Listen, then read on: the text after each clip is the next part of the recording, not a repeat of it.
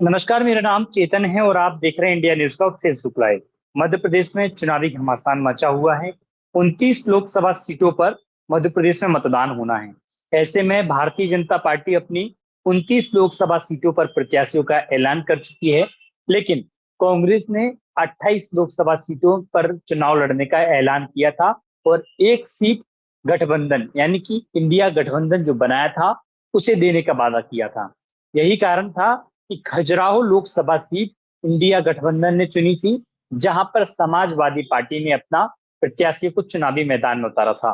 मीरा यादव को वहां की जिम्मेदारी दी गई थी। इसके अलावा ग्वालियर, मुरैना और खंडवा, इन तीन लोकसभा सीटों पर कांग्रेस पार्टी या गठबंधन अब तक अपने प्रत्याशियों का ऐलान नहीं कर सका।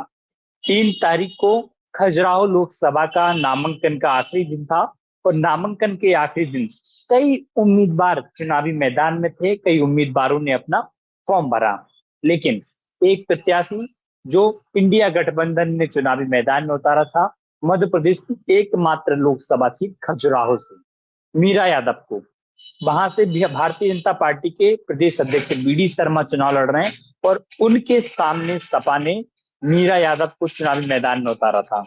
मीरा यादव का फॉर्म निर्वाचन आयोग ने निरस्त कर दिया है। उन पर आरोप लगाया गया है कि उनने फॉर्म पर दो दस्त दो तरह के दस्तखत होते, 3 पेज के फॉर्म पर 2 दस्तखत होते हैं, तो उनने वो अपने दस्तखत नहीं किए थे।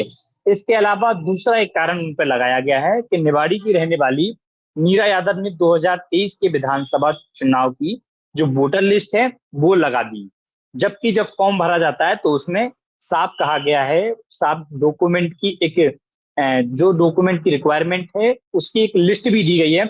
उस लिस्ट में साफ लिखा है कि उन्हें सर्टिफाइड और नई वोटर लिस्ट लगानी थी, जो कि मीरा यादव ने नहीं लगाई।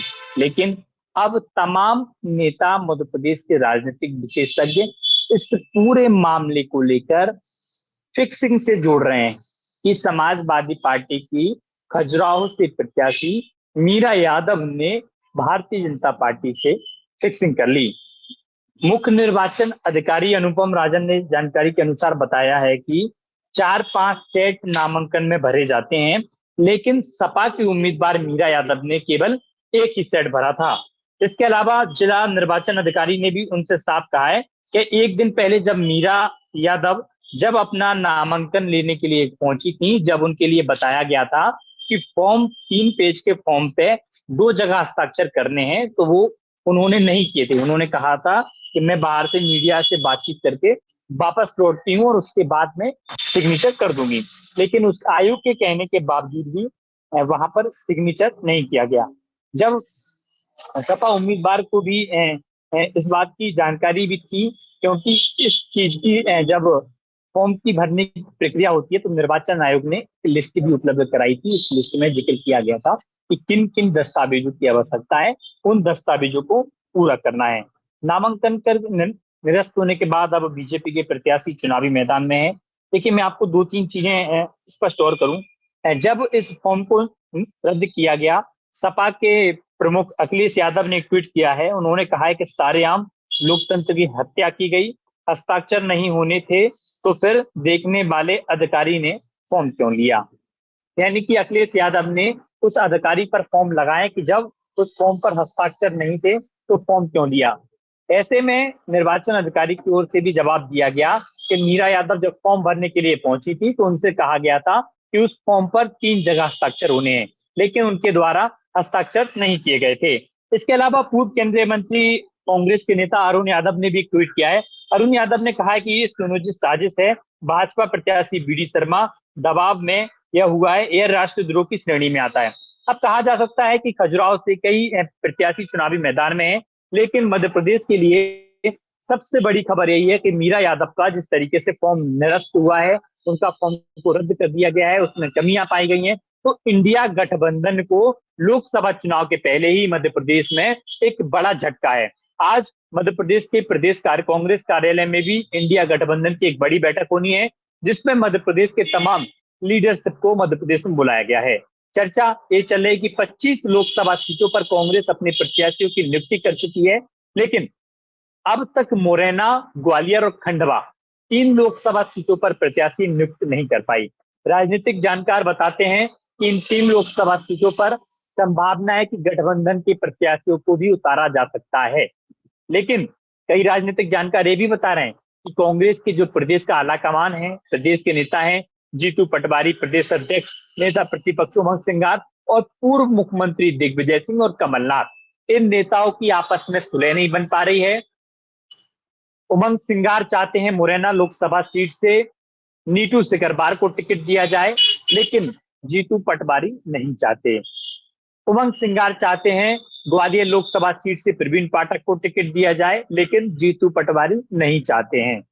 वहीं खंडवा लोकसभा सीट से चर्चा है कि अरुण यादव को चुनावी मैदान में उतारा जा सकता है, लेकिन अरुण यादव ने चुनाव लड़ने से इनकार कर दिया, क्योंकि वो गुना लोकसभा सीट से ज्योतिरादित्य सिंधिया के खिलाफ चुनाव लड़ने की मंशा जाहिर की थी, लेकिन संगठन ने उन्हें वहां से टिकट नहीं दिया, इसलिए वो भी पीछे हट रहे हैं। लेकिन खासतौर पर लोकसभा चुनाव से पहले गठबंधन में एक बड़ा झटका के तौर पर इसको देखा जा रहा है। फिक्सिंग के आरोप लग रहे हैं। मीरा यादव के पति ने भी कई प्रकार के जो है आरोप उन्हें लगाए हैं। उनका भी एक बार मैं आपको बयान बता देता हूं कि उन्होंने क्या क्या कहा है। मीरा यादव के पति ने दीप नारायण ने दावा किया है कि 15 उम्मीदवार और हैं, कांग्रेस से चर्चा करके किसी एक को समर्थन दे दिया जाएगा। उन्होंने निर्वाचन अधिकारी पर आरोप लगाया कि अनपढ़ उम्मीदवार है तो उनके फॉर्म में दुरुस्त कराने की जिम्मेदारी निर्वाचन अधिकारी की है, उन्हें मदद नहीं की गई। इसके अलावा उन्होंने अब ये भी कहा है कि वो कोर्ट में जाएंगे। अब स्पष्ट है, खजुराहो लोकसभा सीट से 15 प्रत्याशी चुनावी मैदान में है बीडी शर्मा के खिलाफ।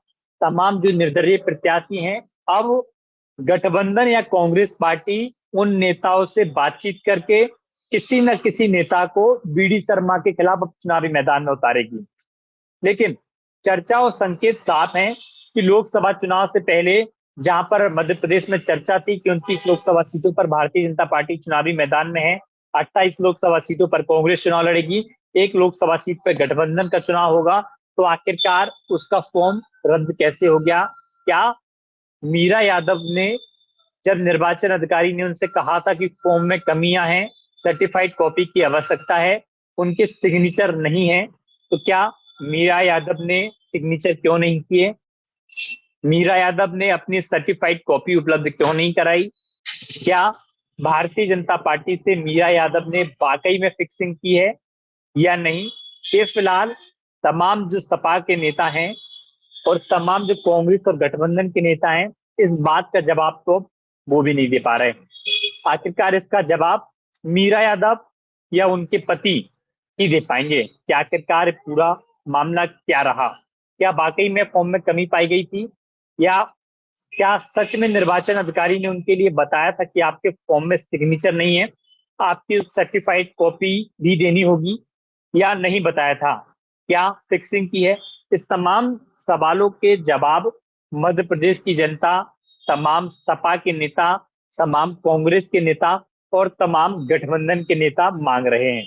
लेकिन आज प्रदेश कांग्रेस के कार्यालय में एक प्रेस कॉन्फ्रेंस रखी गई है।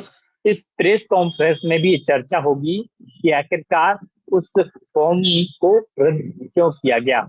हालांकि विवेक तन्खा ने भी कोर्ट जाने की बात कही है और तमाम जो कांग्रेस के नेता हैं न्यायालय की बात कर रहे हैं कि अब इस बात को लेकर वो न्यायालय में जाएंगे और एक सीआईएल दर्ज करेंगे।